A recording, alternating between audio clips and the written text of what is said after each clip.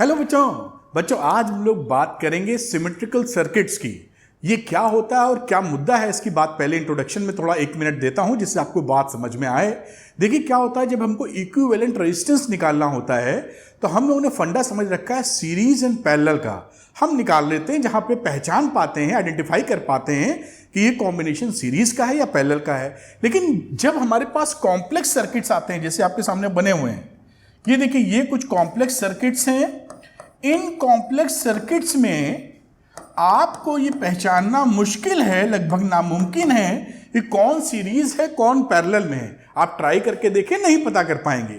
तो ऐसे सर्किट्स में जिसके अंदर ना सीरीज कॉम्बिनेशन का पता चल रहा है, कौन सीरीज में है कौन पैरेलल में है नहीं पता लग रहा है, तो उस समय अगर इसके अंदर कोई सिमेट्री है तो वो सिमेट्री पहचानते हुए हम उन सवालों को कैसे सॉल्व कर लेते हैं।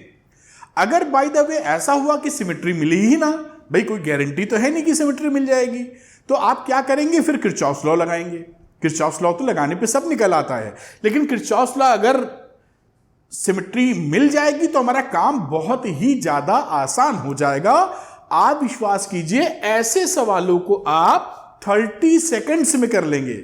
मैं आपको इसी वीडियो के अंदर मेथड बताऊंगा और आप वो चीज सीख के इनका इक्विवेलेंट रेजिस्टेंस अगर मैं बोलूं कि M और M डैश के बीच कितना है तो 30 सेकंड में बोलने वाले हैं। आपसे बोलूं A और D के बीच में कितना रेजिस्टेंस है, you will say in 30 seconds. A और B के बीच में कितना रेजिस्टेंस है 30 सेकंड्स के अंदर, विश्वास कीजिए। और ये इसमें क्या सिमेट्रिक रूल्स अप्लाई होते हैं उसको हम लोग बेहतर ढंग से सीखेंगे, जो आपके लिए बड़े फ्रूटफुल होंगे। तो बात को शुरू करने से पहले थोड़ा सा आपको याद दिला दूं कि जो बोर्ड एग्जामिनेशन के बच्चे हैं या जेई नीट के बच्चे हैं उनके लिए सारी चीज यहां मिल जाएगी। जेई नीट की प्रिपरेशन के लिए कोई भी टॉपिक हम छोड़ेंगे नहीं।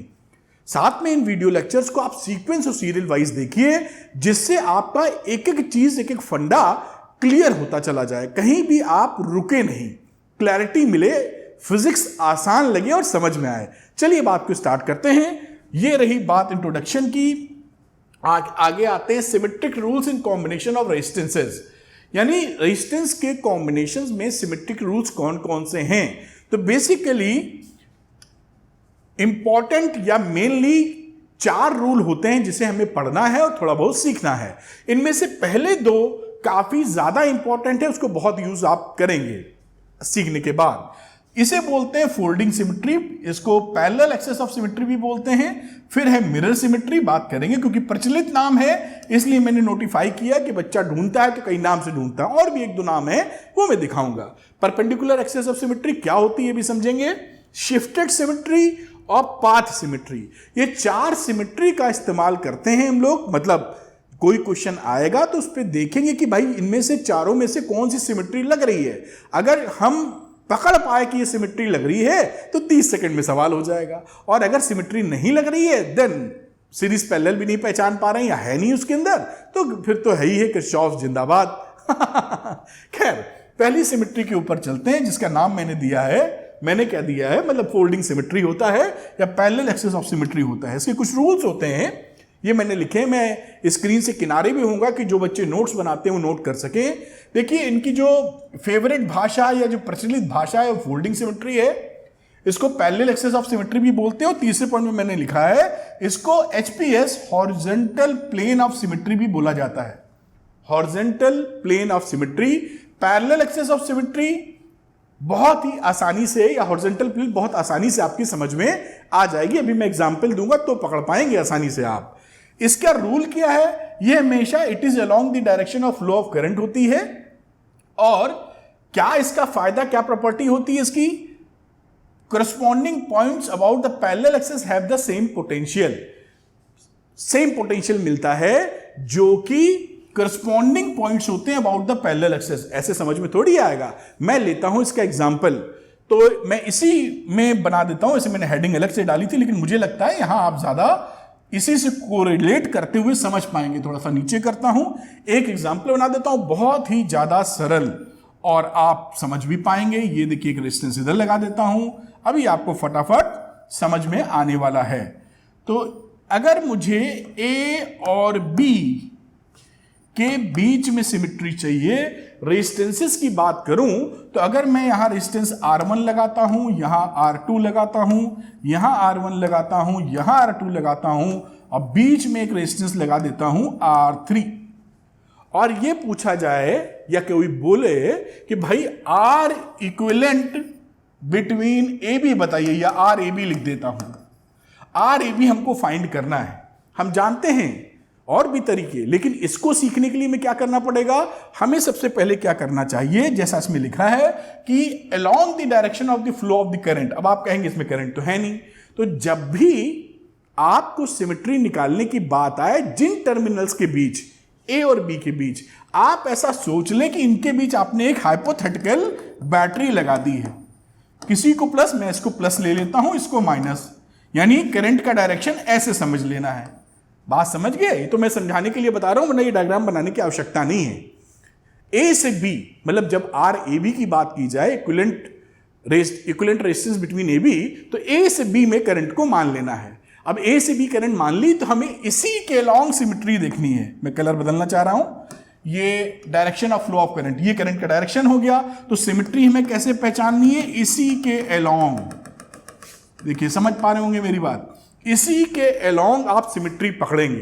तो अब आपने देखा कि क्या ये इसके अलोंग सिमेट्री दिखा रहा है, तो आंसर है दिखा रहा है। कैसे मालूम, इसके ऊपर देखिए R1 R2 और इसके नीचे देखिए R1 R2, जो पिक्चर ऊपर है वही पिक्चर नीचे है कि नहीं, जो अपवर्ड है वही डाउनवर्ड है, कुछ ऐसा है। कोई बुक नहीं दिख रही है मुझे यहां पर, आप इसी वजह से इसको मैं कोई ना कोई किताब लेने की कोशिश करूंगा जिससे थोड़ा इंटरेस्टिंग बना पाऊं। सब ये पता नहीं खुली किताबें हैं लग रहा है, तो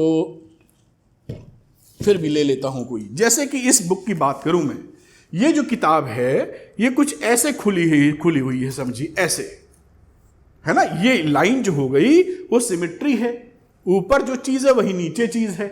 अब इसी वजह से जब इसको फोल्ड कर दोगे ना ऐसे, इसी वजह से इसको फोल्डिंग सिमेट्री बोलते हैं। बात समझ में आई? दूसरा नाम लिखा था कहीं फोल्डिंग सिमेट्री, ये देखिए फोल्डिंग सिमेट्री। तो ये फोल्डिंग सिमेट्री इसीलिए है क्योंकि ऊपर नीचे वाले पार्ट एकदम बराबर हैं, सेम है, इसलिए आप इसको पलटोगे तो ये फोल्डिंग सिमेट्री की नॉमेनक्लेचर है इसका। दूसरा हॉरिजॉन्टल प्लेन ऑफ सिमेट्री बोलते हैं क्योंकि हॉरिजॉन्टल प्लेन है।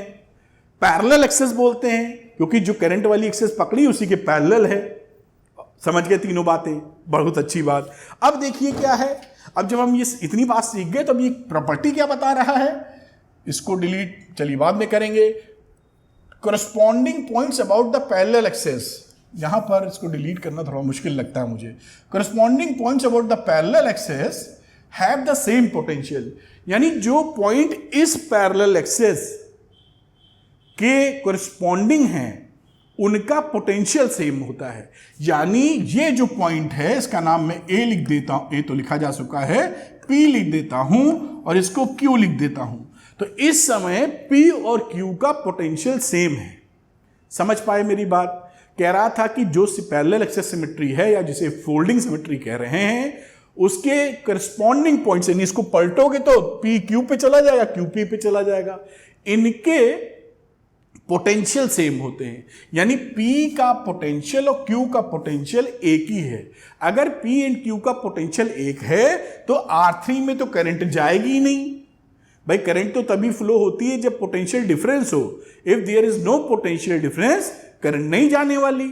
जब करंट नहीं जाएगी तो इक्विवेलेंट जो रेजिस्टेंस है, क्योंकि इक्विवेलेंट रेजिस्टेंस जब बोलते हैं AB के बीच में तो मतलब क्या है, अपोजिशन टू द करंट। अब इसमें करंट गए ही नहीं तो काहे का अपोजिशन टू द करंट। बात पकड़ में आ रही है ना? समझिए, छोटी छोटी बात कर रहा हूं। अगर आप ए बी के बीच बोल रहे हैं are equivalent between A B, तो रेजिस्टेंस का मतलब क्या है, अपोजिशन टू द करंट। अब ए बी पी क्यू के बीच में तो करंट गई ही नहीं, पोटेंशियल सेम था पी और क्यू का। जब करंट नहीं गई तो काहे का अपोजिशन, यानी इस वाले रेजिस्टेंस को उड़ा दीजिए आप, ये किसी काम का नहीं रहा आर ए बी के बीच निकालते वक्त। तो अगर ये हमारा किसी काम का नहीं रहा तो ये डायग्राम केवल इतना ही तो बचा बच्चों, देखिए बस इतना सा डायग्राम बचा। अब इसको आराम से आप, ये रहा R1, ये रहा R2, ये रहा R1, ये रहा R2। अब ये दोनों है सीरीज में। अगर मैं इसको और करना चाहूं फिगर आप सेम ले लेंगे तो और सरलता से हो जाएगा, वरना अब ऊपर वाले को लिख सकते हैं क्योंकि ये सीरीज में हो गया कॉम्बिनेशन, तो R1 प्लस R2, और नीचे वाला भी इसी तरीके से सीरीज में हो गया। ये देखिए ये शायद A था पॉइंट और ये B था, और इसकी वैल्यू ले लेते हैं R1 प्लस R2। अब चीज़ों को अगर सरल करना चाहिए तो R1 को कह दीजिए 10 ओम और R2 को कह दीजिए 20 ओम, मतलब समझने के लिए कोई ऐसी दिक्कत थोड़ी है। उस अवस्था में जब ये आप फिगर मान लेंगे या कुछ वेरिएबल्स लेके चलेंगे तो ये 10 प्लस 20 30 ओम हो जाएगा, और ये 10 प्लस 20 अगेन 30 ओम हो जाएगा। और जब 1/R निकालोगे तो इसका दिख ही रहा 30 का आधा 15 आ जाएगा, यानी 1/30 प्लस 1/30, तो 1/R इक्विवेलेंट हो गया 2/30, और R इक्विवेलेंट बिटवीन AB हो गया 15 ओम। इस तरीके से देखिए आंसर आप निकाल लिया करेंगे। और एक जब सवाल लगाएंगे तो और इंटरेस्टिंग बात बताएंगे।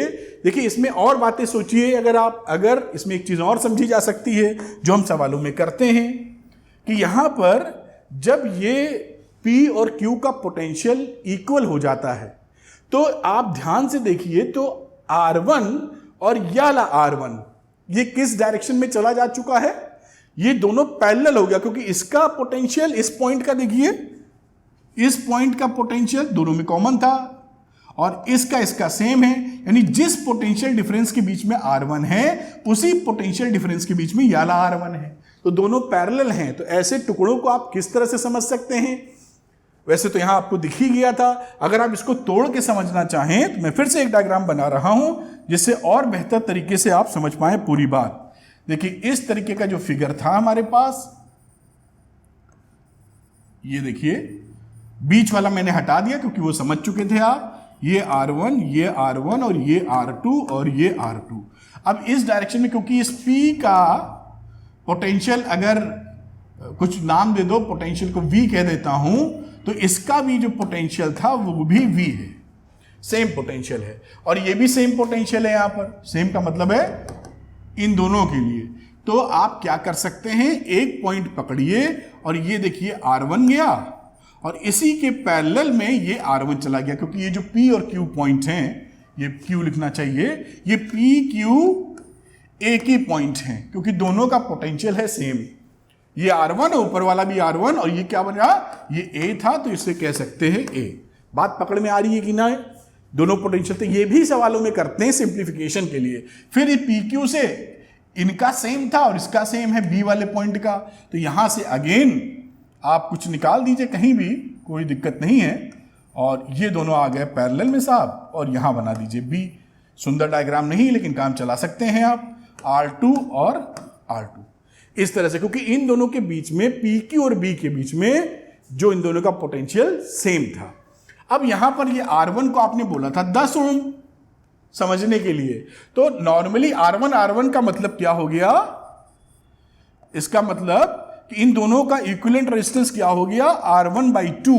अगर 2 का चक्कर हो तो केवल आप यहां लिख सकते हैं R1/2, और इसका R2 पैरेलल में है दोनों, तो इनका क्या लिख देंगे, देखिएगा बिल्कुल आसान होता, मैं सारी बात बता रहा हूं आपको। R2/2, R2 का निकालेंगे पैरेलल में तो R2/2, बस इसका आधा कर दिया इस तरह समझ के। अब आप ये दोनों पूरी सीरीज में हैं तो फाइनल R इक्विवेलेंट क्या हो गया, R1/2 प्लस R2/2। अब आप जान रहे थे कि R1/2 होता है 10/2 और 20/2, जो हमने फिगर मानी थी समझाने के लिए, और इस तरह से भी आप निकालेंगे तो 15 ओम का आंसर आ जाएगा। ये दो फैक्ट आप समझ लीजिए, बिल्कुल बेहतरीन सवाल होता जाएगा। जो मैंने एग्जाम्पल लिया था वो शुद्ध इसका एग्जाम्पल लिया था, प्योर, जिससे आप कॉन्सेप्ट को अप्लाई करना सीख जाएं। बाकी तो सवाल धीरे धीरे शानदार होते चले जाएंगे। आप उम्मीद है आप समझ पाए होंगे। 2 टेक्निक मैंने बताई इसमें। पहली टेक्निक जो थी, टेक्निक का मतलब जो उसकी प्रॉपर्टी यूज करने का तरीका, सबसे पहले ये सिमेट्री किसके अलोंग देखी जाती है, तो फ्लो ऑफ द करंट के अलोंग। इसी वजह से इसको पैरेलल एक्सेस ऑफ सिमेट्री बोलते हैं या फोल्डिंग सिमेट्री बोलते हैं, मैंने समझाया, या हॉरिजॉन्टल प्लेन ऑफ सिमेट्री बोलते हैं। क्या इस सिमेट्री की प्रॉपर्टी क्या होती है? इसकी प्रॉपर्टी होती है कि जो करस्पॉन्डिंग पॉइंट्स होते हैं पैरेलल एक्सेस पर, पैरेलल एक्सेस के अबाउट, वो सारे कैसे होते हैं, कॉमन पोटेंशियल के। तो इस वजह से पी और क्यू कॉमन पोटेंशियल हो गया और बिना किसी दिक्कत के खटाक से आपने सवाल लगा दिया, क्योंकि ये साफ तौर पे दिख रहा था, ऐसे लगा दिया। वरना इसका दूसरा रूप भी मैंने करके दिखाया कि आप ऐसे भी तोड़ के सवाल को कर सकते हैं। ये यहां पर जो पैरेलल एक्सेस ऑफ सिमेट्री है वो कंप्लीट हो जाती है। और मैं थोड़ा सा हट के दिखा देता हूं जिससे आप इसको कॉपी कर लीजिए और फिर मैं आगे दूसरी सिमेट्री का जिक्र करूंगा। फिर आगे जो सवाल आएंगे उसमें कोई भी सिमेट्री लग सकती है जिससे आप पहचान पाएं चीज़ों को। तो इसको वीडियो पॉज करके नोट कर लो बच्चों, बड़ा इंपॉर्टेंट है और बहुत काम का भी है। इसको भी आप वीडियो को पॉज करें और नोट डाउन कर लें जिससे अच्छे से आपकी समझ में आ जाए। ये देखिए मैंने दोनों टेक्निक आपको बढ़िया से बता दी हैं जिससे आपको कोई तकलीफ ना हो कि क्या क्या हम इसमें कर सकते हैं और लॉजिक क्या है। तो ये बात हो जाती है अपनी की कौन सी, पैरेलल एक्सेस ऑफ सिमेट्री। दूसरे की बात हम लोग करते हैं बेटा, जो कि एग्जाम्पल क्वेश्चन मैंने अभी आपको लेके दिखाया, यही मैंने हेडिंग डाल दी थी। और आगे की बात करते हैं जिसे हम कह रहे हैं मिरर सिमेट्री। अब मिरर सिमेट्री क्या होती है, इसका दूसरा नाम होता है परपेंडिकुलर एक्सेस ऑफ सिमेट्री। देखिए ये लिखा हुआ है यहाँ तीसरे नंबर पे मैंने नोट डाउन किया है, तो इसको भी अभी समझाता हूं। डिफरेंट नेम है, एक तो मिरर सिमेट्री कहते हैं, साथ में वर्टिकल प्लेन ऑफ सिमेट्री भी इसे बोलते हैं। अब वर्टिकल प्लेन आप समझ गए होंगे, हॉरिजॉन्टल था उसी के वर्टिकल। तो जो करंट के डायरेक्शन वाली कहानी है उसके परपेंडिकुलरली जो एक्सेस पकड़ेंगे उसके अबाउट अगर सिमेट्री मिल गई तो बस आप समझ लेंगे कि वर्टिकल प्लेन ऑफ सिमेट्री है या मिरर सिमेट्री है। मिरर सिमेट्री क्यों बोल रहे हैं अभी दिखाते हैं। भाई ये मिल गया तो इधर उधर वाले बराबर हो गए एक दूसरे के। क्या इसकी प्रॉपर्टी हो जाएगी बच्चों, तो इसकी प्रॉपर्टी हो जाएगी points on perpendicular axis have the same potential. अभी मैं इसको एग्जांपल से समझाऊंगा तब आप समझ पाएंगे। इस वाले पॉइंट को हाईलाइट करूंगा अभी। दूसरा, branches which are mirror image about perpendicular axis have the same current. क्या मतलब है, एग्जाम्पल देखें तब बात पकड़ में आएगी, नहीं तो ये ऊपर से निकल जाएगा। लेते हैं एग्जाम्पल और मैं एक डायग्राम बनाना चाहूंगा।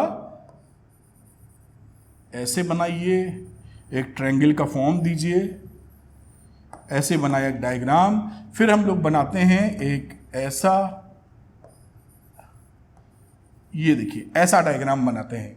मेरे ख्याल से आप समझ पाए होंगे। सारों का रेजिस्टेंस हम लोग कैपिटल आर कर देते हैं या स्मॉल आर कर देते हैं। चलिए कैपिटल आर कर देते हैं, सारा कैपिटल आर है इनका रेजिस्टेंस। और हमको जो इक्विवेलेंट रेजिस्टेंस निकालना है वो निकालना है, यहां लिख दो चाहे यहां लिख दो, बात एक है, ए और बी के बीच में। हमारा क्वेश्चन है कि आर ए बी पता करना है। अब आपको अंदाजा है ही है कि इसमें अगर आप हॉरिजॉन्टल प्लेन ऑफ सिमेट्री लगाने जाएंगे, फोल्डिंग सिमेट्री जो पहले पढ़ी थी, पैरेलल एक्सेस सिमेट्री, तो करंट ए से बी फ्लो करानी है। तो आप क्या करें, हमेशा भाई जिसके अलोंग ए बी निकालना, करंट का डायरेक्शन ए बी ले लीजिए। इसमें फोल्डिंग सिमेट्री लगी नहीं पाई, जिसका नाम आप पैरेलल एक्सेस सिमेट्री या हॉरिजॉन्टल प्लेन ऑफ सिमेट्री बोलते हैं, क्योंकि ऊपर जो है नीचे कुछ है ही नहीं। भाई वो तो तब लगती जो ऊपर नीचे सेम होते, उसमें हॉरिजॉन्टल वाली तो बात ही खत्म हो गई। रही वही वर्टिकल वाली बात। तो वर्टिकल जो प्लेन लेते हैं, यहां पर मैं किसी ब्लैक ही कलर यूज करूंगा। ये प्लेन इसके ले लेते हैं। ये देखिए, ये मैं लाइन बना रहा हूं ऐसे। ये जो लाइन ऑफ सिमेट्री है ये वर्टिकल प्लेन है, ऐसा समझ लीजिए, या परपेंडिकुलर एक्सेस ऑफ सिमेट्री है, जो भी नाम दीजिए, नाम सबके एक है। परपेंडिकुलर एक्सेस ऑफ सिमेट्री, ये लाइन के परपेंडिकुलर। अब इसमें क्या सिमेट्री मिल रही है, इसके देखिए इस तरह अगर ऐसे हाथ रख दिया जाए तो जो पोर्शन इसके लेफ्ट साइड है वही पोर्शन इसके राइट साइड है। एक दूसरे की इमेज है, मिरर इमेज सी होने लगी है। ठीक, देखिए ये आर था तो ये आर है, ये इधर आर तो ये इधर आर, और ये कहानी जो थी तो बीच में पड़ रही थी, तो आप समझ लीजिए आधा इधर तो आधा उधर। ये हो गया ना, दोनों मिरर इमेज हो गई। अब इस मिरर इमेज में ये क्या बोलते हैं, प्रॉपर्टी क्या है इसकी, तो पहली प्रॉपर्टी है विच इज वेरी इंपॉर्टेंट समझ में आने वाली, कि points on perpendicular axis have same potential. यानी इसमें अगर मैं इसका नाम दे दूं या आपको बता ही दूं, ए बी लिख सकते हूं, सी डी लिख देता हूं, तो सी और डी के बीच में पोटेंशियल सेम पोटेंशियल होगा। वीसी का पोटेंशियल वीडी के बराबर होगा। ये होता है, इसकी प्रॉपर्टी है। अगर C और D का पोटेंशियल सेम है तो इस वाले रेजिस्टेंस में कोई करंट नहीं जाएगी, यानी ये सर्किट में फालतू लगा हुआ है, इसका कोई काम नहीं, हकाल दो इसको। ठीक, अब ये मत समझ लेना इस लाइन से, कई बच्चे कंफ्यूज क्या होते हैं कि पॉइंट में तो ये भी पड़ गया नीचे वाला, तो इसको भी हकाल दो। नहीं, इसको नहीं गिन रहे हैं, रेजिस्टेंस के अक्रॉस बात की जा रही है। रेजिस्टेंस के, ये रेजिस्टेंस इसके अक्रॉस C और D सेम पॉइंट पर है। यहां की बात कर रहे हैं तो ये रेजिस्टेंस के अक्रॉस नहीं है, तो इसको नहीं पकड़ना है, केवल इसको गायब करना है, क्योंकि C और D का पोटेंशियल सेम है। पहली बात पकड़ में आई। दूसरी बात, मैं कलर कौन सा पकड़ रखा है, ब्लू पकड़ता हूं। दूसरी बात जो ये बोल रहा है कि branches which are mirror image, इसमें जो ब्रांचेस हैं मिरर इमेज के तौर पर, उनमें सेम करंट फ्लो होती है। बहुत ही आसान, जैसे अगर यहां से मैं इस वाली ब्रांच में I1 करंट लेके जाऊं तो इसके अबाउट कौन सी इसकी मिरर ब्रांच है, ये इन है, तो ऑब्वियस सी बात है ये आउट होगी, क्योंकि इधर ही तो करंट जानी है, वापस थोड़ी आनी है। तो ये I1 है तो ये I1 करंट हो गई। यहां पर आपने भेजी इसमें I2, थोड़ा छोटा लिखा है, तो मिरर आर्म ये थी, इसमें जाने वाला कितना हो गया करंट साहब, I2। नीचे वाले में देखिए अगर गई थी I3 तो इसमें चली गई बच्चों I3। ये दो प्रॉपर्टी आप यूज कर लीजिए और देखिए सिमेट्री मिलते ही कितना चुटकियों में सवाल हो जाता है। ये बात पकड़ में आ रही क्या बोल रहा हूं? अगर ये इन दोनों का मतलब है, मैंने इस रूल का मतलब बताया, कभी कभी दोनों लगा के फायदा मिलता है, कभी पहले से ही फायदा मिल जाता है। जैसे यहां पर पहले से ही काम हो गया है, पहली वाली जो प्रॉपर्टी उसी ने काम कर दिया, क्योंकि जैसे ही इसको उड़ाओगे इस आर वाले को, क्योंकि C और D का पोटेंशियल सेम है, ये सर्किट कैसे बन जाएगा मैं थोड़ा सा यहां बनाने की कोशिश कर रहा हूं। कलर पता नहीं कौन सा, लेकिन चलो ये रही बात ऐसे, ये ऊपर वाला निकल गया है, ये कुछ ऐसे सर्किट बना रहा हूं। डायग्राम थोड़ा आपको कंप्रोमाइज करना पड़ सकता है, समझ में आएगा, ये गारंटी है।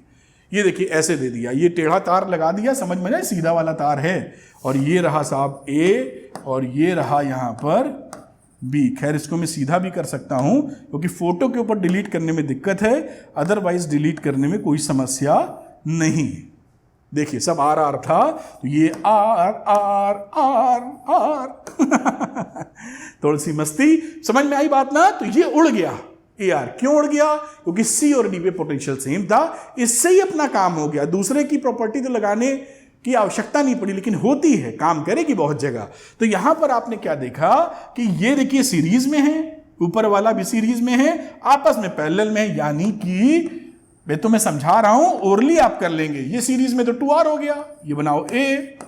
ऊपर वाले की कहानी क्या हुई, R और R मिलके हो गए दोनों 2R, ये भी हो गया 2R, और ये नीचे वाला जो था ये तो साफ था R। ठीक, अब ये 2R जो होता है पैरेलल में है, दोनों को निपटाओगे तो सीधे बन जाएगा R। भाई आधा हो जाता है ना, और R को निपटाओगे तो R/2, ऐसे ही दिख गया। लेकिन फिर भी आप अगर सवाल को सॉल्व करना चाहते हैं, समझ गए होंगे ओरली हो जा रहा है, लेकिन फिर भी अगर आपकी इच्छा है तो इस तरह से आप फॉर्मूला लगा के भी काम कर सकते हैं। थोड़ी प्रैक्टिस के बाद सब कुछ बहुत ही प्रेम पूर्वक निकलना शुरू हो जाएगा। 1 + 1 + 2, और थोड़ा सा भाई इसको और शिफ्ट करना पड़ेगा, कलर वगैरह बदलो, नहीं मोनोटोनस लगेगा। 1/R इक्विवेलेंट, ऊपर हो गया 4/2R, यानी 2/R, और R इक्विवेलेंट कितना रहा, R/2। ये आपका आंसर हो गया। देखिए अब इसमें देखिए ध्यान से कि अगर ये हमारे पास परपेंडिकुलर एक्सिस ऑफ सिमेट्री या मिरर सिमेट्री ना होती, तो इस सवाल को अगर आप सोचते कि मैं सीरीज और पैरेलल से करूंगा तो ढूंढते रह जाते। क्या करते हैं? ढूंढते रह जाते, तो आपको समझ ही में ना आता कि कौन सा सीरीज में है, कौन सा पैरेलल है। ये फायदा है, और ये जो मैं बता रहा हूं मैंने तो समझाने में इतना वक्त लिया। अगर आप इसको देखेंगे तो देखिए 30 सेकंड नहीं तो 10 ही सेकंड में हो जाएगा सवाल। अगर आपने बोला बताओ कितना रेजिस्टेंस है, आपने कहा रहे तो पहले से मिट्टी इसको भगाओ, ये 2R, ये 2R, ये R बना, ये R का R/2 आंसर 5 सेकंड लगे। 30 सेकंड तो झूठ बोल दिया मैंने मतलब ये कि मजेदार है, बहुत ही शानदार और सुविधाजनक तरीके से इसको हैंडल किया जा सकता है। जो मैंने प्रॉपर्टी बताई है, मैं थोड़ा सा स्क्रीन को नीचे लेके आऊंगा और आपको अभी और सवाल करेंगे। तो मैंने प्योरली जो इससे लग रही थी वो सवाल लिया, उसके पहले वाले में जो पैरेलल एक्सेस वाली कहानी थी या हॉरिजॉन्टल प्लेन ऑफ सिमेट्री थी या फोल्डिंग सिमेट्री थी उसका सवाल लिया। अब हम लोग लेंगे थोड़े से और इससे एडवांस सवाल जिससे कि करने की प्रैक्टिस बने और कुछ इंटरेस्टिंग पहलू आपको दिखेंगे। ठीक, तो इसको आप नोट डाउन कर लीजिए बेटा, ये बहुत ही बेहतर है आपके लिए।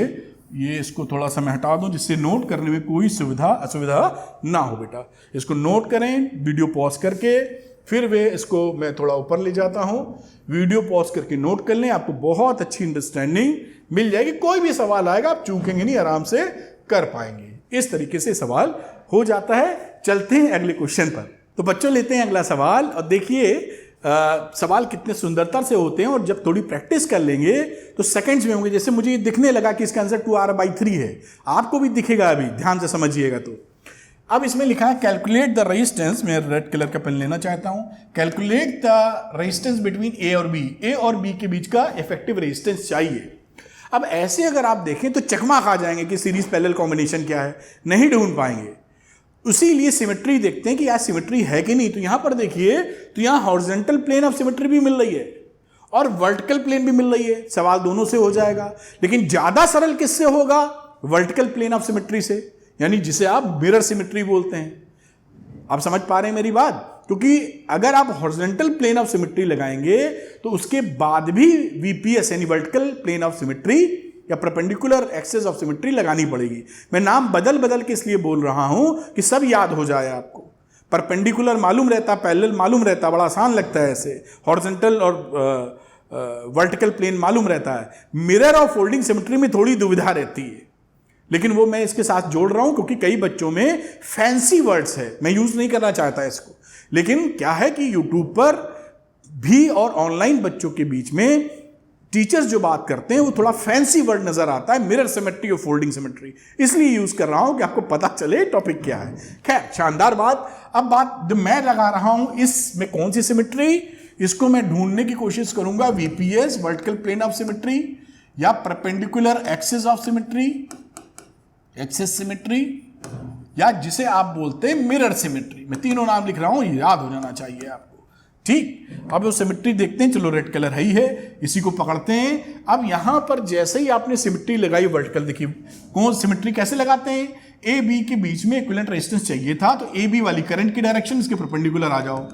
ये सिमेट्री वाला लाइन पकड़ा हमने। ठीक, ये क्या है? वर्टिकल प्लेन ऑफ सिमेट्री, या नाम जो और लिखे हैं।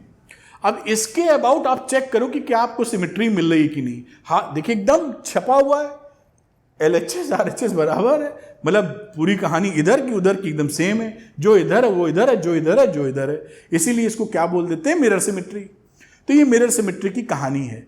अब मिरर सिमेट्री का प्रॉपर्टी हमने पढ़ रखा था कि मिरर सिमेट्री में जो पॉइंट पढ़ते हैं उस पर उनका पोटेंशियल सेम होता है। तो साहब इसका पोटेंशियल और इसका पोटेंशियल हो जाएगा सेम। पढ़ा था ना हम लोगों ने कि परपेंडिकुलर वीपीएस में जो पॉइंट इस एक्सेस पे पड़ेंगे उनका पोटेंशियल सेम होता है।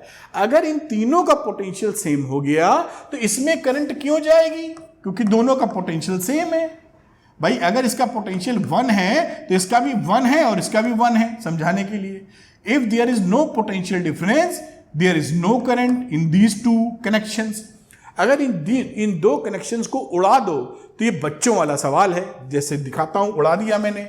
अब ये चलो भाई ए से शुरू है, थोड़ा मैं कलर बदल लूं क्या? चलो अभी नहीं, ये करता हूं और इसको ले गया ऐसे, इसको ले गया ऐसे। ये देखिए साहब कितना सुंदर तरीके से बन रहा है। और ये इधर, और आ जाओ भाई मैदान में, ये क्योंकि बाकी दो उड़ गए थे, उड़ने ये दोनों कट्टम किए ना, क्रॉस। अब ये देखो आर आर आर, बहुत ही मधुर गाना चल रहा है ना।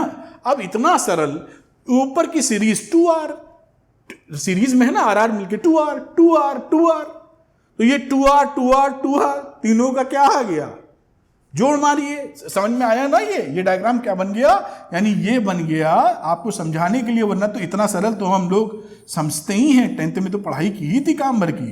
ये हो गया 2R, ये हो गया 2R, ये हो गया 2R, और ये है A और ये है B। तो 1/RAB का मतलब क्या रहा? 1/2R, 1/2R, 1/2R। तो ये वैल्यू हो गई 3/2R। तो फाइनल आंसर क्या रहा? RAB रहा 2R/3। ये हमारा आंसर हो गया। देखिए कितना सरल, इसमें कहाँ कोई परेशानी हो ही नहीं सकती आपको। जो मैं बता रहा हूं पकड़ लीजिए, और बढ़िया सर्किट अभी आने वाले हैं, लेकिन आपकी समझ में बहुत ही आसानी से आनी चाहिए। ओरली हो जाएगा, इसमें कुछ नहीं करना। जैसे मैं बता रहा था, आप देखिए आपने जैसे नजर घुमाई, खटाक से दोनों उड़ा दिए। 2R 2R 2R दिख गया, 2R 2R 2R, तो 2R/3 आंसर। क्योंकि 2R को अगर निपटाओगे, अगर सोचोगे भी, तो बचा R, और R और 2R को भी कर दो तो भी आ जाएगा। मतलब किसी भी तरीके से कीजिए, आप तुरंत आंसर बता देंगे 5-7 सेकंड 10 सेकंड के अंदर, कम से कम इस सवाल का। बात पकड़ में आ रही होगी। अब इसमें अगर तुम्हारी इच्छा कर जाए कि तुम्हें हॉरिजॉन्टल प्लेन ऑफ सिमेट्री लगानी है, सवाल तब भी हो जाएगा, लेकिन उसमें वर्टिकल प्लेन ऑफ सिमेट्री घुमा के लगानी पड़ेगी। ठीक, और फिर इसमें हॉरिजॉन्टल प्लेन वाले में थोड़ी तकलीफ भी हो सकती है बेटा। क्या होगा ना कि आपको पहले ये लगाओगे, फिर इन दो पोटेंशियल वाले पॉइंट को एक बनाओगे, फिर लगाते फिरोगे। तो मैं उस तरफ आपको नहीं ले जा रहा हूं, क्योंकि उससे सरल रास्ता दिख रहा है हमको। बिल्कुल बढ़िया। अगले सर्किट को लेता हूं और उसके सवाल लगाने की कोशिश करता हूं, वो सर्किट इससे बेहतर होगा। ये देखिए, ये सवाल आपके सामने पेश है। अब इस सवाल को करने के लिए अब आप देखिए, क्योंकि जो वर्टिकल प्लेन ऑफ सिमेट्री है ना, वो उसके में दो रूल हो जाते हैं। सेम पढ़ने वाले पोटेंशियल पॉइंट सेम, और साथ में करंट की भी बात, तो वो थोड़ा सा कई जगह बहुत स्ट्रांगली हेल्प कर देता है, बहुत स्ट्रांग तरीके से हेल्प करता है। अब यहां पे भी अगर आप देखने की कोशिश करें, तो साहब लिखा है find the equivalent resistance across the point M, और ये M', इन दो पॉइंट्स के बीच में हमको रेजिस्टेंस निकालना है। तो अगर आप ऐसे देखें तो हॉरिजॉन्टल प्लेन ऑफ सिमेट्री भी है ना, ऊपर जो है नीचे है, बराबर है, और इसकी वर्टिकल प्लेन ऑफ सिमेट्री भी दिख रही है। मैं फिर से vertical plane of symmetry use करूंगा यहां पर। आप हॉरिजॉन्टल से भी कर सकते हैं ट्राई, सवाल निकल आएगा, थोड़ा लंबा हो सकता है ना। कई बार ऐसा होता है कि हॉरिजॉन्टल प्लेन ऑफ सिमेट्री लगाने के बाद फिर वर्टिकल प्लेन ऑफ सिमेट्री लगानी पड़ जाती है। तो मैं तो ये एडवाइस करूंगा, कहीं वर्टिकल प्लेन ऑफ सिमेट्री दिख रही है तो पहले वही ठोक दीजिए आप, 4 रन। नहीं, छक्का, 6 रन। चलिए देखते हैं उसको कैसे किया जा सकता है। अगर इसका M और M' के बीच का जिक्र है, तो ये इसकी हो गई करंट की डायरेक्शन। आप पकड़ लीजिए इसके वर्टिकल एक्सेस, यानी यहां से ये देखिए, ये vertical plane of symmetry, perpendicular axis of symmetry, या आप मिरर सिमेट्री की बात कर रहे हैं, जो भी नाम देना चाहें, कॉन्सेप्ट दिमाग में आना चाहिए। प्रॉपर्टी 2 थी। एक क्या थी कि इनका पोटेंशियल और इनका पोटेंशियल सेम हो जाएगा। चलिए हो गया सेम, अभी देखते हैं हम लोग बाकी कार्यक्रम। दूसरा क्या था कि जो मिरर इसके ब्रांचेस थी, उनमें करंट सेम जाएगी। तो चलिए उसकी भी रूपरेखा लिख लेते हैं, यहां पे छाप लेते हैं उसको। तो मान लीजिए यहां से करंट कोई I चली, I टुकड़े हो जाएंगे, कुछ भी हो, तो यहां पर चली मान लीजिए I1 करंट, यहां गई I2, और इस वाले में गई I3, दिख रहा होगा उम्मीद कर रहा हूं। अब इसके अलोंग ये जो करंट I1 जा रही है, इसके कोरस्पॉन्डिंग जो मिरर आर्म है वो कौन सी है? इसकी जो है ये आर्म है मिरर इमेज। तो ये जो आप I1 है, तो यहां पर करंट कितनी जाएगी? I1। बात पकड़ पाए होंगे, जो इसकी मिरर इमेज होगी सेम करंट जाती है। अब I2 I3 ले जाते तो I1 में से 2 टुकड़े हो सकते हैं, जिसे आप I4 और I5 कह सकते हैं। भाई यहां आगे I1 बढ़ी तो इस पॉइंट पर इसके सपोज करिए 2 भागों में बट गई करंट। अब ये I4 गई, अब इसकी मिरर इमेज कौन सी है? इसकी ये वाली है। तो यहां पर करंट कितनी आएगी? I4। और ये का इसका मिरर इमेज है, तो यहां पर करंट जाएगी, मैं यहां कहीं बना देता हूं, जिसे आप I5 कह सकते हैं। ठीक, यहां फंडा समझाता हूं, सेम फंडा यहां लगा देंगे आप। अब यहां पर देखिए क्या हुआ कि, और यहां पर I2 जा रही थी तो यहां पे I2 निकल जाएगी, क्योंकि ये भी उसकी मिरर इमेज है, ब्रांच है, सेम ब्रांच में मिरर ब्रांच जो होती है उनमें सेम करंट जाती है। और नीचे वाले की भी कहानी वही कर सकते हैं, जो मैं लिख नहीं रहा हूं, क्योंकि ऊपर जो कर लेंगे वही आप नीचे समझ जाएंगे। बात पकड़ में आ गई।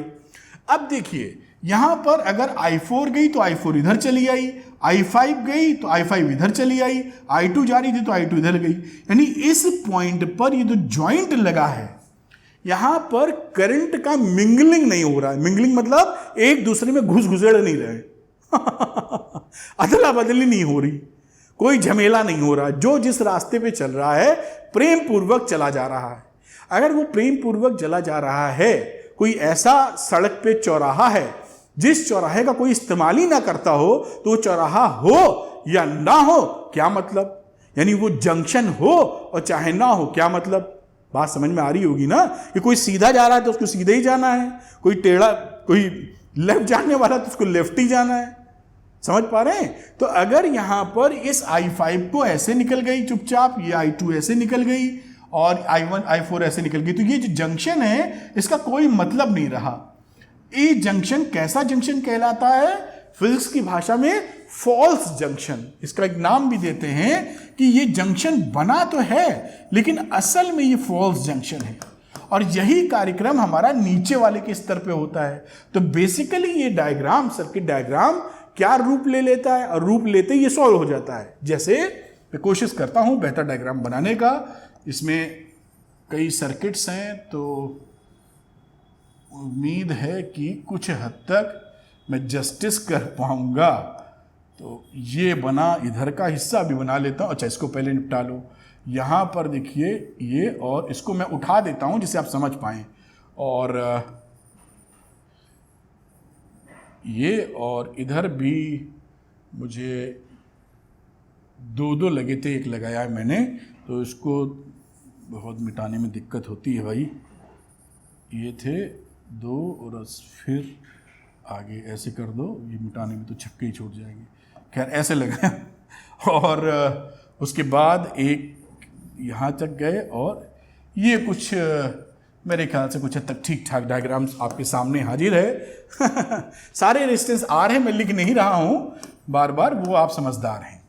अब ये जंक्शन को तोड़ दिया मैंने, देखिए, क्योंकि जंक्शन किसी काम का नहीं था। और ये कैसे कर पाए हैं? जब आप perpendicular plane of symmetry, axis, perpendicular axis of symmetry या मिरर सिमेट्री की बात कर पाए, वो ना कर पाते। अब यहां से फायदा क्या मिला? अब ये सवाल हो गया बच्चों का, क्योंकि आप जानते हैं ये दोनों है सीरीज में, ये दोनों है सीरीज में, तो इन दोनों का इफेक्टिव रेजिस्टेंस हो गया 2R और इसका हो गया नीचे वाले का 2R। आप समझ रहे होंगे सीरीज वाले में। और ये ओरली हो जाएगा सवाल। अब आपको समझाना है इसलिए मैं थोड़ा लिखने का प्रयास करूंगा, अदरवाइज ये ओरली खत्म है सवाल। जैसे इसको मैं थोड़ा ऊपर लेके जाता हूं, ज्यादा जगह नहीं है। तो ये बना 2R, ये बना 2R, समझ पाओगे? 2R पैरेलल में है, तो जब 2R पैरेलल में रहते तो आ जाता है R। फिर से समझिएगा मेरी बात, ये इस पॉइंट से ये सीरीज है ना, और ये भी सीरीज है, तो यहां पर इस R की जगह 2R लिख सकते हो ना ऐसे। मैं ये सोच रहा हूं कि कोई बच्चा ऐसा ना हो जो सीख ना पाए। ये 2R और नीचे वाला भी 2R, ये इन दोनों के बीच में दोनों पैरेलल थे। 2R तो इनका रिजल्ट क्या हो जाएगा? 2R का रिजल्ट निकालते हो तो केवल बचता है इन दोनों को आधा कर देते हैं आप, 1/R + 1/R, 1/2R + 1/2R, तो 2R/2 यानी केवल R बचेगा। बात समझ पाए ना, क्योंकि पैरेलल कॉम्बिनेशन में था। तो इस पूरे की कहानी कितनी आ गई? R। और इसी तरह इस पूरे की कहानी आ गई R। अब ये पूरा R, मतलब एक फिगर बना दूं, थोड़ा छोटा करूंगा तभी देख पाएंगे आप। तो इसको मैं यहां तक लेके आता हूं और फिगर आपके लिए ड्रॉ करता हूं दूसरे कलर से। यहां पर देखिए इस तरह का फिगर उपलब्ध हो गया, एक इधर और एक इधर और एक इधर, ऐसे ही समझ लो। ये R, ये R, ये R और ये R कहीं बना दो आप, समझ में आना चाहिए। ये R, ये R, ये R, ये जो इतना ब्लॉक था, इस पूरे का जो रेजिस्टेंस आया है वो R आया है। R 2R करके जो मैंने आपको समझाया। अभी ऊपर वाली जो सीरीज में है, तो ऊपर वाली अगर सीरीज में है तो ये वैल्यू हो गई कितनी बेटा? 3R। और नीचे वाली भी सीरीज में है तो वैल्यू हो गई 3R। आप समझ पा रहे होंगे। अब इनका अगर रिजल्ट निकालने जाएं तो बच्चों यहां देखिएगा, ये जो RR है वो बनाना रह गया है, ये RR मिलके यहां पे आ जाएगा 2R। ठीक, तो ये एक और यहाँ पे लग गया बेटा, दिस इज 2r। अब ये तीनों पैरेलल में है। अब इसकी कहानी कर लीजिए। तो 1/r equivalent 1/3r 1/2r 1/3r, और बहुत ही प्रेम पूर्वक एलसीएम हो गया 6r 2r मतलब 2, इसको लिख देना चाहिए आपको 2 और 3 और 2, ये हो गया 7/6r, और r इक्विवेलेंट कितना रहा बेटा 6r/7। ये आपका देखिए आंसर आ गया। इन एक सवालों को देखिए, जो मैं मेथड बता रहा हूं, इसी एक सवाल को आप 4-5 तरीके से कर सकते हैं। मैं वो तरीका बता रहा हूं जो स्पीड एंड एक्यूरेसी की तरफ ले जाता है। ऐसा नहीं सोचना होगा कि यही विधि है, क्योंकि हॉरिजॉन्टल प्लेन ऑफ एक्सेस भी वैसे भी कर सकते हैं, सवालों को तोड़ तोड़ के भी कर सकते हैं। लेकिन ये जो मैंने बताया तरीका आपको, ये आपकी फंडा समझ में आए, और it is up to you कि आप कोई बॉल अगर आपकी तरफ शॉर्ट पिच गेंद है, बैटिंग कर रहे हैं, तो उसको किस तरफ ड्राइव करना चाहते हैं, it is up to you. लेकिन आपके पास ड्राइव मारने के सारे तरीके, हुक भी कर लेते हो, आप क्रिकेट खेलते होंगे तो समझ रहे होंगे, मैं अपने ज़माने में काफ़ी खेलता था, तो उसको बाद देखते हुए किधर आप मारना चाहते हैं, it is up to you, लेकिन आपको आना चाहिए। तो ये आप देख पा रहे होंगे। इस सवाल को मैं थोड़ा सा बड़ा कर दूं, शायद थोड़ा छोटा हो गया ये, तो शायद अभी ये प्रॉपर शेप में है। इस तरीके से कर सकते हैं, और ये विश्वास कीजिए 30 सेकंड का सवाल है, 30 सेकंड भी नहीं लगेंगे। जहां आपने खटाक से देखा कि सिमेट्री बनी, आप तुरंत समझ जाएंगे इसमें कि ये फॉल्स जंक्शन है। यहाँ जैसे कि समझ में आया, करंट जा रही थी, जैसे ही फॉल्स जंक्शन है, ये 2r मिलके बन गया r, और ये 3r, मैं होता इन 3r को आधा कर देता 3/2r, और 3/4 से निकल आता सवाल। खैर, आप भी निकाल पा रहे होंगे। इसको नोट करिए, वीडियो पॉज कर लीजिए, नोट कर लीजिए, और मैं थोड़ा सा नीचे ले आता हूं जिससे क्वेश्चन भी आराम से आपको दिख जाए। पॉज करें वीडियो, नोट करें, फिर इसके बाद थोड़ा सा मैं यहां तक लेके आता हूं। वीडियो पॉज करें और नोट करें। मेरे ख्याल से सवाल खत्म हो चुका है, थोड़ा सा छोटा करना होगा, ये बड़ा बड़ा मैंने लिखा था, तो उस हिसाब से स्क्रीन से बाहर जा रहा है। इस तरह से एक अच्छा क्वेश्चन लग जाता है। चलते हैं हम लोग अगले क्वेश्चन पे, आइए। तो बच्चों करते हैं अगला सवाल, और ये रहा सवाल आपके सामने। अगर इसमें आप सीरीज और पैरेलल खोजने जाएंगे, मतलब आपको किस सवाल करना क्या है ये तो बता दूं पहले। इसमें लिखा है कि इक्विवेलेंट रेजिस्टेंस निकालना है ए और डी के बीच में, और R1 की वैल्यू दे रखी है 10 ओम और R2 की वैल्यू दे रखी है 20 ओम, जो हम लोग फीड कर देंगे अभी डिपेंडिंग ऑन द सिचुएशन। और R1 यहां लगा हुआ है, और R2 ये R2 है, और इसी तरह ये R2 और ये R2 है। अब यहां पर अगर सीरीज पैरेलल ढूंढने जाएंगे तो चकरा जाएंगे, तो उस चक्कर से बचने के लिए हम इसका इस्तेमाल करेंगे। अदरवाइज अगर किरचॉफ की तरफ बढ़ेंगे तो भी मुसीबत पैदा हो सकती है, होगी। क्या इसमें सिमेट्री है? अगर सिमेट्री है तो हमारा काम बनने वाला है। तो सिमेट्री के लिए हम देखेंगे कि क्या स्टेप हमको लेना चाहिए। चलिए बात को शुरू करते हैं। अब हम यहां पर ए और डी पे हम लोग यूज करेंगे साहब पैरेलल एक्सेस ऑफ सिमेट्री। ये देखिए क्या यूज करोगे, पैरेलल एक्सेस ऑफ सिमेट्री, जिसे आप बोलते हो हॉरिजॉन्टल प्लेन ऑफ सिमेट्री या फिर फोल्डिंग सिमेट्री। मैं सब नाम लिख रहा हूं जिससे आप बातों को अच्छे से समझ पाएं। पैरेलल एक्सेस ऑफ सिमेट्री में क्या होता था, जिस डायरेक्शन में करंट होती है उसी डायरेक्शन में हम एक्सेस बना देते हैं। या हॉरिजॉन्टल का मतलब जिस डायरेक्शन में करंट है उसी, करंट किस डायरेक्शन में है, जिस पॉइंट से जिस पॉइंट के बीच हमें इक्विवेलेंट रेजिस्टेंस निकालना होता है, यानी एडी, तो करंट का डायरेक्शन एडी पकड़ लो। अब यहां पर मैं किसी और कलर से थोड़ा लाइट ब्लू लेता हूं, एक्सेस बनाता हूं, और ये देखिए मैं एडी से होती हुई एक एक्सेस बना रहा हूं। ये क्या हो गई, जिसे आप बोलना चाहिए पैरेलल एक्सेस, या आप जो भी नाम दे रहे हैं, जैसे कि यहां पर बोलेंगे फोल्डिंग सिमेट्री। अब इस पैरेलल एक्सेस वाले की कहानी क्या होती थी कि ये देखिए सिमेट्री है ना, ऐसे रखिए हाथ, और देखिए ये बिल्कुल कहानी बराबर आ रही है एक दूसरे की, जो इसके इस तरफ है वही उसके उस तरफ है। अगर इसको ऐसे घुमा के लिटा देंगे तो हॉरिजॉन्टल के ऊपर नीचे वाला पार्ट बराबर हो जाएगा। वो तो कहीं भी हो सकता है, उसका कोई मतलब थोड़ी है।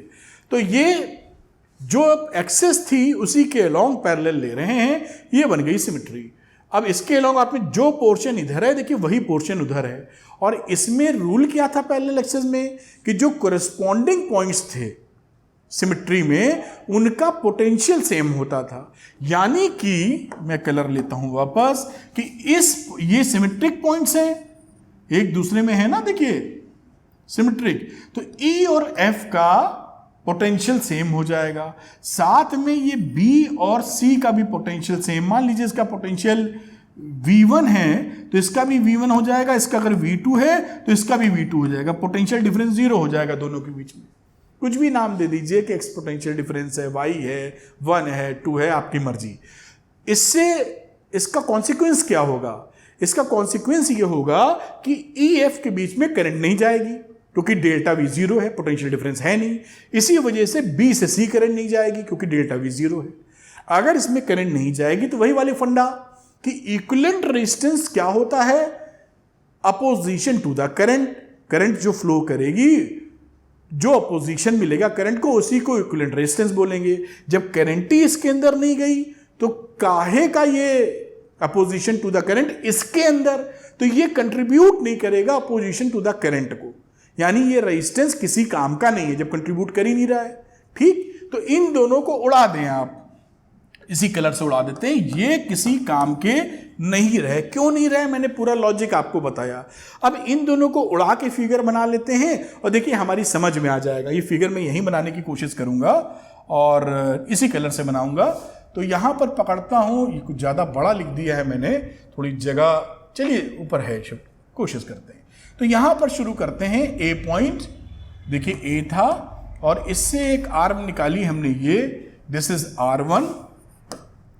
इसके बाद यहां तक आए थे B तक, B के बाद हम लोग इधर चले, दिस इज R2, ये पॉइंट पकड़ा है R2, और उसके बाद इस पॉइंट पर आ गए जो V1 कह रहे थे, और V1 के बाद एक रेजिस्टेंस ऐसे बनाया, ये जो R1 है, दिस इज R1, और उसके बाद ये R2 वाला है, ये D पॉइंट पे पहुंच चुके हैं, D पर, और ये इसके बीच में हमारा एक रेजिस्टेंस है R2।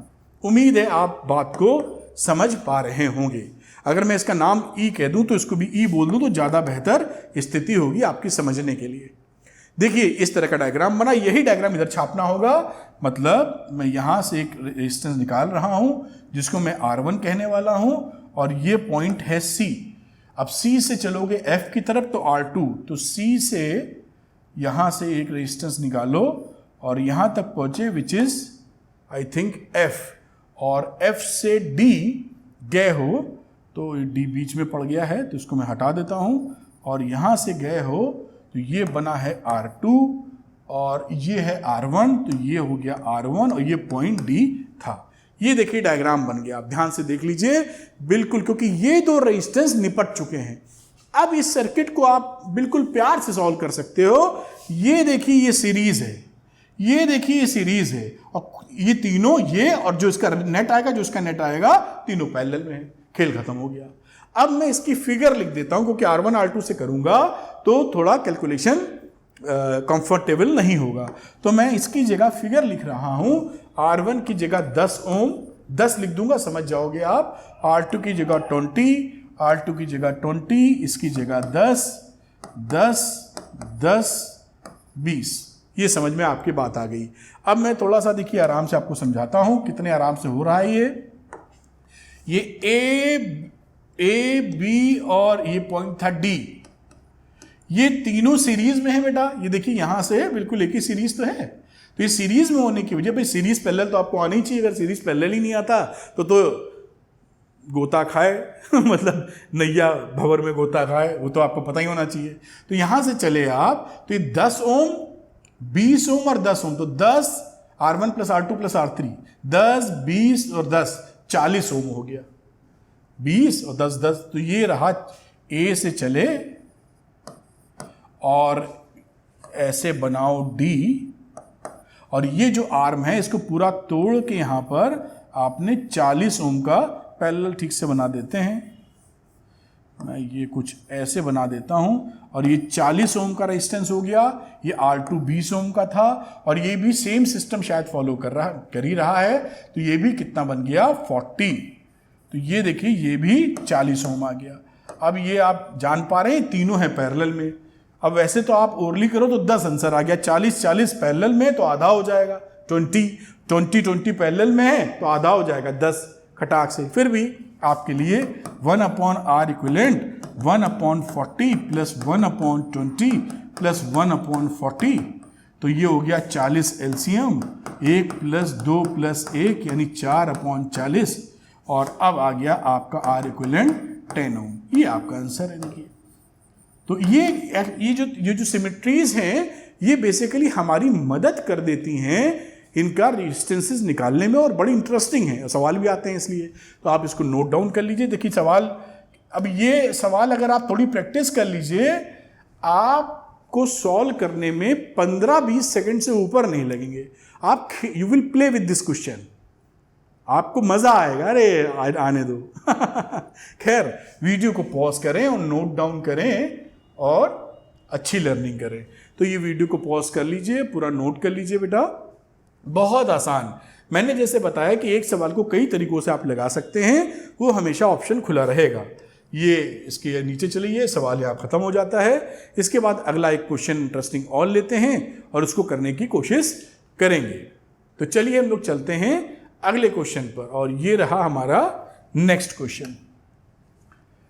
ये क्वेश्चन, अब देखिए यहां पर भी अगर आपसे मैं बोलूं कि जरा भाई इसका रेजिस्टेंस ए और बी के बीच में बताओ, यही लिखा है ए बी के बीच में बताओ, तो ए बी के बीच में जब आप रेजिस्टेंस बताने की कोशिश करेंगे ना तो मुश्किल आएगी आपको, क्योंकि आप सीरीज पैरेलल पहचान नहीं पहचान पाएंगे। कोशिश करके देखिए, वीडियो पॉज कर लीजिए, ट्राई मारिए, देखिए निकल रहा है कि नहीं।